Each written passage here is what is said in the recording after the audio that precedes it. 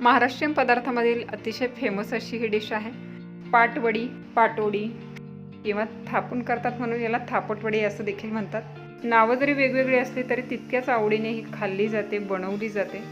गरम गरम ज्वारीची किंवा बाजरीची भाकरी आणि त्याबरोबर झणझणीत रस्सा आणि ह्या पाटवड्या खायला अतिशय लज्जतदार आहेत। पाटवडी, पाटोडी, थापटवड्या अशी नावं वेगवेगळी तर आहेतच, त्याचबरोबर बनवण्याच्या पद्धती देखील थोड्याफार वेगळ्या असू शकतात। तर आज आपण बनवणार आहोत माझ्या पद्धतीने पाटवडी आणि रस्सा, जो तुम्हाला नक्कीच आवडेल। त्याचबरोबर ह्या वड्या ज्या आहेत त्या एकदम परफेक्ट होतील आणि रस्सा देखील एकदम झणझणीत होईल, यासाठी काही टिप्स सांगितलेले आहेत। तर व्हिडिओ स्किप न करता शेवटपर्यंत पाहत राहा। अशाच नवनवीन रेसिपी पाहण्यासाठी चॅनलला सबस्क्राईब करा आणि बेल आयकॉनला प्रेस करा। याला आमच्याकडे पाटवडे असं म्हणतात। तर पाटवडे आणि रस्सा आपण बनवायचा आहे, तर त्यासाठी आधी वड्या बनवून घेऊया। तर वड्यांसाठी लागणारा ठेचा आधी आपण बनवून घेऊया। तर फोडणीमध्ये आपल्याला ठेचा घालायचा आहे। तर ठेच्यासाठी आपण इथे हे 10 ते 12 लसूण पाकळ्या घेतलेल्या आहेत। त्यानंतर 2 हिरव्या मिरच्या घेतलेल्या आहेत तुकडे करून। त्यानंतर यात टाकणार आहे पाव चमचा जिरं आणि त्यानंतर टाकत आहे आल्याचा तुकडा। हे सगळं आपल्याला मिक्सरमध्ये बारीक वाटून घ्यायचं आहे। हे बारीक वाटून घेत आहे तोपर्यंत एका साईडला मी इथं पॅन गरम करून घेतलेली आहे। यात 2 चमचे मी तेल टाकलेलं आहे। तेल गरम झालेलं आहे। तेल गरम झालं की याच्यामध्ये आपण हा वाटून घेतलेला जो ठेचा आहे, आलं, लसूण, हिरवी मिरची आणि जिरीचा, तो याच्यामध्ये टाकून घेणार आहोत आणि त्यानंतर टाकणार आहोत 2 चिमूट हिंग। गॅस मी इथं लो फ्लेमवर ठेवलेला आहे आणि लो फ्लेमवर हे चांगलं परतून घ्यायचं आहे, जेणेकरून त्यातला जो कच्चा फ्लेवर आहे तो पूर्णपणे निघून जाईल। इथे जर फोडणीमध्ये तुम्हाला हिरवी मिरचीचा ठेचा वापरायचा नसेल तर त्याऐवजी तुम्ही लाल तिखटचा वापर करू शकता। लाल तिखट आणि फक्त जिरे वापरून देखील आपण इथे ही फोडणी करू शकतो। फोडणी परतून झालेली आहे, तर यामध्ये मी पाव चमचा हळद टाकत आहे। हळद जळणार नाही याची काळजी घ्यायची आहे। तेलावर छान परतून घ्यायची आहे। कलर जो आहे वड्यांचा खूप छान येतो। हे परतून झालेलं आहे, तर याच्यामध्ये मी 1 वाटी पाणी टाकत आहे। ह्या पाण्याला आपल्याला पूर्णपणे उकळी घ्यायची आहे। तर गॅस मी इथं आता हाय फ्लेमवर केलेला आहे आणि या पाण्यात टाकत आहे मी चवीपुरतं मीठ। पाण्याला उकळी यायला लागल्याच्या नंतर आपल्याला चणा डाळीचं पीठ याच्यामध्ये ॲड करायचं आहे। ते पीठ आपल्याला पाण्यामध्ये भिजवून घालण्यापेक्षा ते जर सुक्कं पीठ ॲड केलं तर वड्या ज्या आहेत त्या अतिशय चवदार बनतात। तर आपल्याला सुक्कं पीठ याच्यामध्ये ॲड करायचं आहे। सुक्कं पीठ ॲड करताना काही टिप्स फॉलो केल्या तर पिठाच्या अजिबात गुठळ्या होत नाही आणि वड्या एकदम मस्त बनतात। तर सगळ्यात आधी काय करायचं आहे, पाण्याला उकळी येत आहे तोपर्यंत चणा डाळीचं पीठ जे आहे आपण चाळून घ्यायचं आहे आणि ह्या पाण्याला चांगली अशी उकळी घ्यायची आहे। तर इथे पाण्याला चांगली उकळी आलेली आहे। चणा डाळीचं पीठ देखील आपण चाळून घेतलेलं आहे। तर पीठ ॲड करण्याआधी काय करायचं आहे, गॅस जो आहे एकदम लो फ्लेमवर करायचा आहे आणि त्याचबरोबर एक छोटा चमचा आपल्याला याच्यामध्ये फक्त पाणी ॲड करायचं आहे। त्यामुळे काय होईल, पाण्याची उकळी मोडेल। यालाच आधान मोडणं असंही म्हणतात। म्हणजेच काय होतं, पाण्याचं जे टेम्परेचर आहे ते पाणी टाकून थोडंसं कमी होतं। पाणी आधी आपण उकळलेलं आहे, त्यानंतर ते थोडंसं नॉर्मल केलेलं आहे आणि त्यानंतर इथं 1 वाटी पाण्यासाठी मी जवळजवळ 1 वाटी पीठ ॲड केलेलं आहे। ही दुसरी टिप आहे ज्यामुळे गुठळ्या होत नाही। आता आपल्याला हे पीठ जे आहे मिक्स करून घ्यायचं आहे। हे पीठ या पद्धतीत मिक्स करून घ्यायचं आहे। चमच्याचा वापर करू शकता आणि गॅस जो आहे मी इथे लो फ्लेमवर ठेवलेला आहे।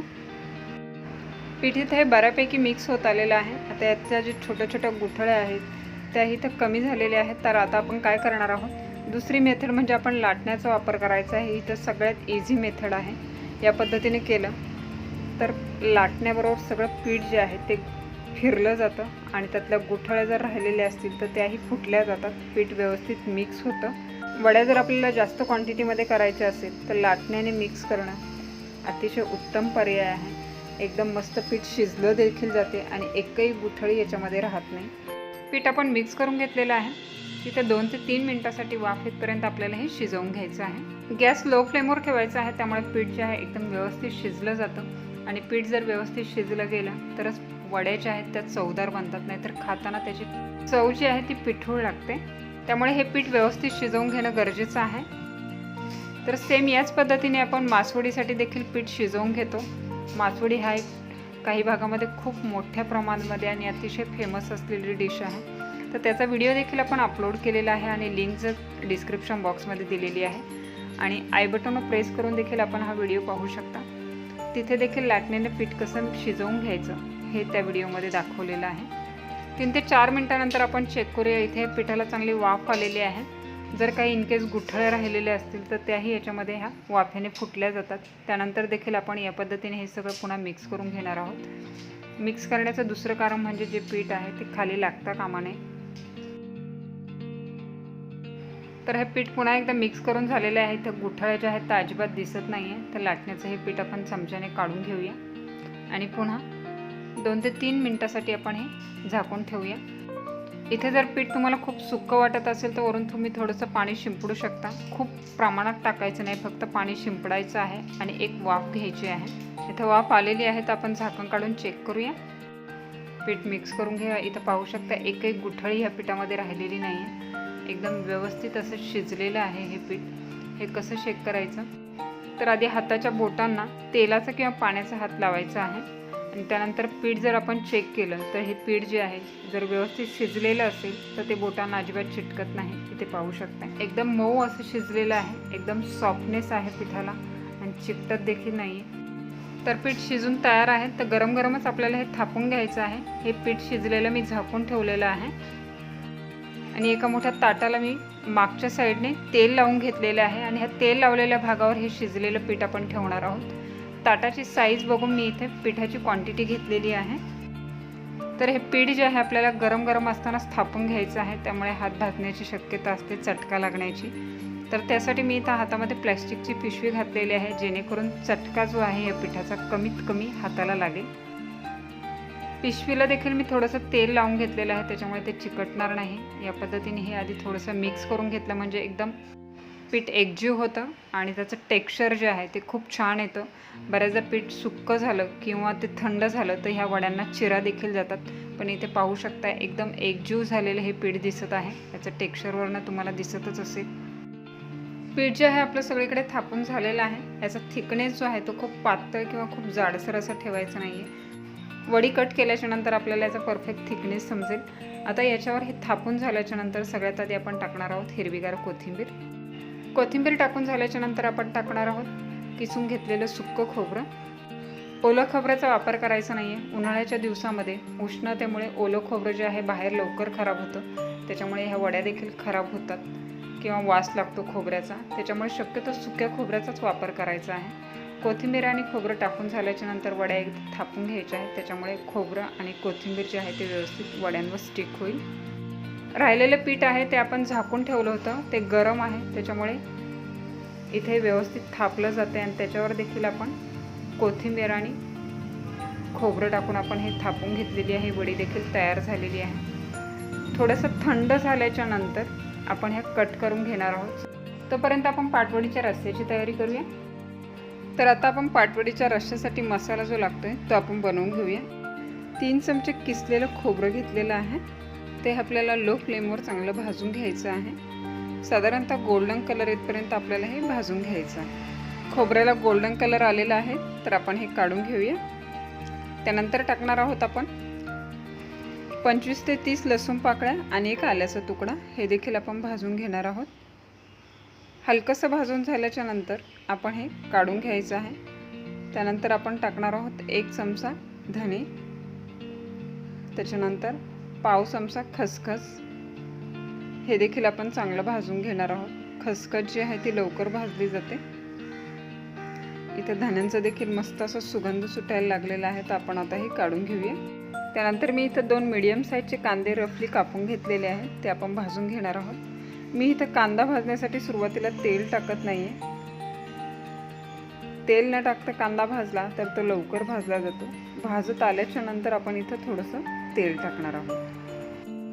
कांदा भाजत आलेला आहे तर आपण इथं थोडीशी हिरवीगार कोथिंबीरचे देठ मी इथे टाकत आहे. थोडेसे हलकेसे भाजून घेऊया आणि मसाला आपला तयार झालेला आहे. हा थंड करून घ्यायचा आहे आणि नंतर आपण हा मिक्सरच्या भांड्यामध्ये बारीक करून घेणार आहोत. इथे हा वाटण देखील तयार झालेला आहे.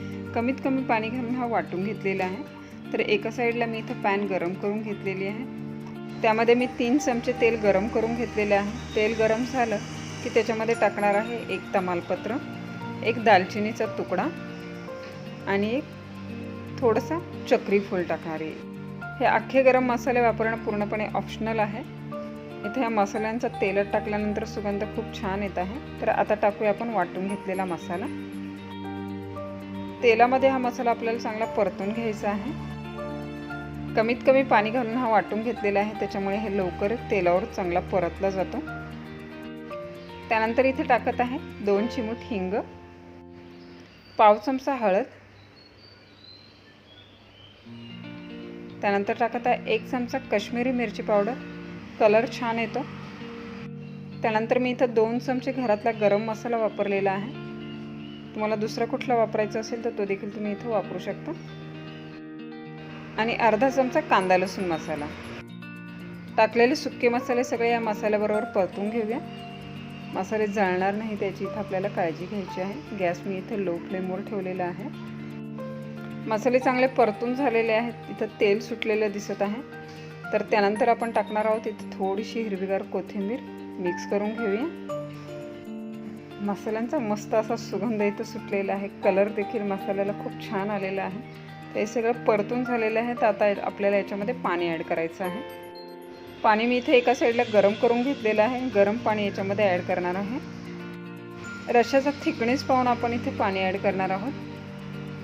आणि रश्श्याच्या क्वांटिटीनुसार इथं चवीप्रमाणे आपण मीठ टाकून घेऊया. सगळं मिक्स करून घेऊया. इथे रश्श्याचा थिकनेस पाहू शकता.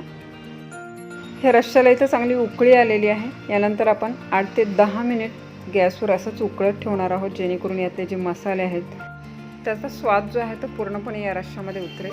इथं मसाल्यांचा देखील खूप मस्त असा सुगंध सुटलेला आहे. इथं हा थिकनेस पाहू शकता. कलर देखील ह्या रश्श्याला खूप सुंदर असा आलेला आहे. तर आपल्या पाटवड्या देखील तयार आहेत आणि रस्सा देखील तयार झालेला आहे. तर गरम गरम पाटवडीचा रस्सा जो आहे बाजरीची भाकरी किंवा ज्वारीच्या भाकरीबरोबर खायला तर खूपच मस्तच लागतो. आपल्या वड्या देखील थंड झालेल्या आहेत. त्या आपण कट करून घेऊया. साधारणतः शंकरपाळी जशी कापतो त्या शेपमध्ये मी कट केलेले आहे. तुम्हाला आवडत असेल तर तुम्ही स्क्वेअर शेपमध्ये देखील या कट करू शकता. वड्यांना कुठेही गुठळी नाही आहे, चिरा गेलेला नाही, एकदम परफेक्ट अशा झालेल्या आहेत. साधारणतः शंकरपाळ्या जशा आपण कट करतो त्या पद्धतीमध्ये मी ते ह्या कट करून घेतलेले आहे. इथे पाहू शकताय. याचा थिकनेस इथं पाहू शकताय. कुठेही इथे गोळी दिसत नाही आहे किंवा चिरा गेलेल्या दिसत नाही आहेत. ह्या वड्यांना पाहू शकता किती सुंदर झालेल्या आहेत या. तर गरमागरम पाटवडीचा रस्सा आणि पाटवड्या खायला तयार आहे. तर घरी नक्की करून पहा आणि कशी वाटली रेसिपी हे कमेंट करून जरूर कळवा. जर रेसिपी आवडली असेल तर रेसिपीला न विसरता लाईक करा, कमेंट करा, शेअर करा. आणि अशाच नवनवीन रेसिपी पाहण्यासाठी न विसरता किती किचनला सबस्क्राईब करा आणि त्या बाजूला असलेलं बेलचं बटन प्रेस करा, जेणेकरून येणाऱ्या सगळ्या नवीन रेसिपीचं नोटिफिकेशन सगळ्यात आधी तुम्हाला मिळेल. तर पुन्हा भेटूया एका नवीन रेसिपीसह. तोपर्यंत टेक केअर, बाय बाय.